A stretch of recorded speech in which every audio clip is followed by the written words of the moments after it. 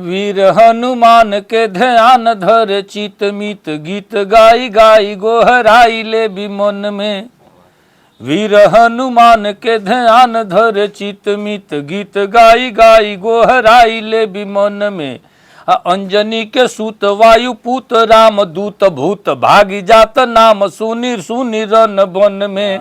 बल महाबल दी है साधना के फल दी हैं भक्त रे विमल जल दी है नयनन में।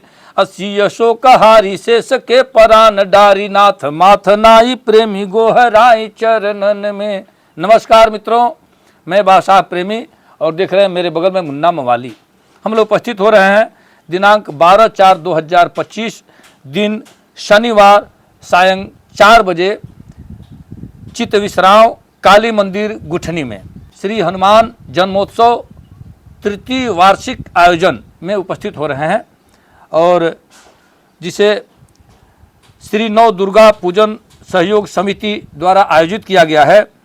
और भाई श्री जनक सत्यनारायण मौर्य जी और भाई रमेश पटेल जी के आह्वान पर उपस्थित हो रहे हैं हम लोग। तो आप मित्रों से निवेदन है कि इस कार्यक्रम में उपस्थित होकर श्री हनुमान जन्मोत्सव समारोह में भरपूर आनंद उठाएं। और इसमें मानस मर्मज्ञा आदरणीय श्रीमती प्रियंका द्विवेदी जी भी उपस्थित हो रही हैं।